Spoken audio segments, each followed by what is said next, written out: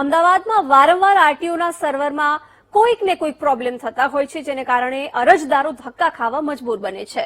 મંગળવારે બપોરે 12 વાગ્યાથી ફરી વખત સર્વર બંધ થઈ ગયું, જેને કારણે પરીક્ષા આપવા આવેલા ઉમેદવારો પરીક્ષા આપી શક્યા ન હતા.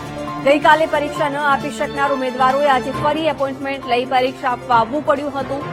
આ અંગે જવાબદારો સામે સવાલ ઉઠાવાતા મેન્ટેનન્સને કારણે સર્વર બંધ થયું હોવાની વાત કરી. મહત્વનું છે કે આરટીઓ સર્વરને છેલ્લા કેટલાય વર્ષોથી અપગ્રેડ કરાયું નથી, જેને કારણે સર્વર વારંવાર ઠપ થઈ જતા અરજદારોએ પરેશાનીનો સામનો કરવો પડે છે.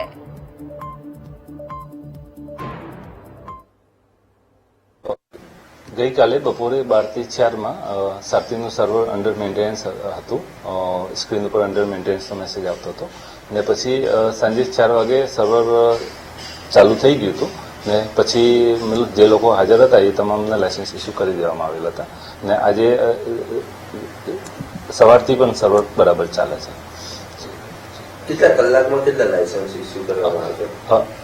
કલાકની અંદર 12 કેન્ડિડેટનો સ્લોટ હોય છે, પણ એમાં જેટલા કેન્ડિડેટે અપોઇન્ટમેન્ટ લીધી હોય એટલા કેન્ડિડેટમાંથી જેટલા હાજર રહે એમનું લાયસન્સ ઇસ્યુ કરવામાં આવે છે. જેમની ડોક્યુમેન્ટ સ્ક્રુટની થઈ ગયા પછી બધા ડોક્યુમેન્ટ ઓકે હોય એમની પરીક્ષા લઈને લાયસન્સ ઇસ્યુ કરવામાં આવે છે.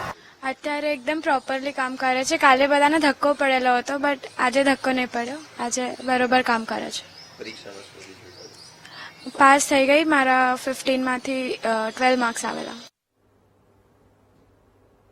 જામનગરના સરકારી શાળાના વધુ એક શિક્ષક 1 વર્ષથી ગેરહાજર છે. કાલાવાડના ધુતારપુર સરકારી શાળાના શિક્ષિકા 1 વર્ષથી ગેરહાજર છે. સોનલ સોલંકી નામના શિક્ષિકા જૂન 2023 થી શાળામાં આવ્યા બાદ ગાયબ છે. બદલી બાદ શાળામાં આવેલા શિક્ષક હાજર થયા બાદ ગાયબ થઈ ગયા છે, જેને લઈ સોનલ સોલંકી નામના શિક્ષિકાને એપ્રિલ 2024માં નોટિસ ફટકારવામાં આવી હતી. શાળાના ચોપડે શિક્ષકની નિમણૂક યથાવત હોવાથી શાળાને નવા શિક્ષક પણ નથી મળી રહ્યા. શિક્ષિકાના 1 વર્ષથી ગાયબ રહેવાથી ભણતર પર તેની સીધી અસર પડતી હોવાનો આચાર્ય દાવો કરી રહ્યા છે. જિલ્લા શિક્ષણ અધિકારી દ્વારા તાત્કાલિક પગલાં લેવા માટે ગ્રામજનો માંગ કરી રહ્યા છે.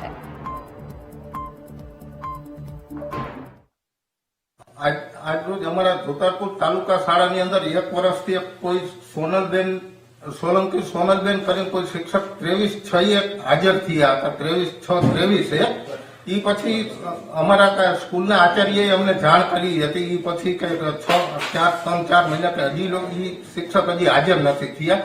પછી અમારા દ્વારા અમે આચાર્યને કીધું હતું કે આપણે સ્કૂલ લેવલે જે પણ એને કાયદાકીય પ્રોસેસ જે ડીપીઓ સાહેબને જે નોટિસોને જે જાણ કરવી એ અમે વારંવાર કરેલી છે. સાહેબ દ્વારા મને જાણવા મળેલ છે કે ડીપીઓ સાહેબને પણ છે ને 2 થી 3 વખત જાણ કરેલી છે. સાહેબે પણ નોટિસ આપેલી છે. એ બેનને એનો પ્રત્યુત્તર કઈ મળ્યો નથી. 1 વર્ષથી અમારી શાળાની અંદર એક શિક્ષકની અમારે ઘટ છે. આજે બાળકોના ભવિષ્ય અને શિક્ષણ ઉપર એની ઘેરી અસર પડે છે. એક કર્મચારી સોનલબેન સોલંકી પુરુષોત્તમભાઈ 23/6/2023 ના રોજ અરસપરસ બદલીથી જિલ્લા ફેર બદલીથી હાજર થયેલ છે. હાજર થયા બાદ તેઓ સતત બિન અધિકૃત રીતે રજા ઉપર ઉતરી ગયેલ છે. આજે 1 વર્ષ થવા આવ્યું છતાં હાજર થયેલ નથી. ઉપલી કચેરીને અમે તાલુકા પ્રાથમિક શિક્ષણ અધિકારી અને જિલ્લા પ્રાથમિક શિક્ષણ અધિકારી કચેરીને અમે વારંવાર જાણ કરેલ છે. જિલ્લા પ્રાથમિક શિક્ષણ અધિકારી શ્રી દ્વારા 3 નોટિસ પણ કર્મચારીને ઇસ્યુ કરવામાં આવી છે. છેલ્લી નોટિસ 30/4/2024 ના રોજ ઇસ્યુ કરવામાં આવી હતી. આજે એને લગભગ 4 મહિના જેવો સમય થવા આવ્યો, પણ આજ સુધી આ શિક્ષકની કોઈ કાર્યવાહી થઈ નથી. આ શિક્ષક સતત ગેરહાજર રહેવાના કારણે અમારા વિદ્યાર્થી ઉપર અભ્યાસ ઉપર ગંભીર અસર પડે છે.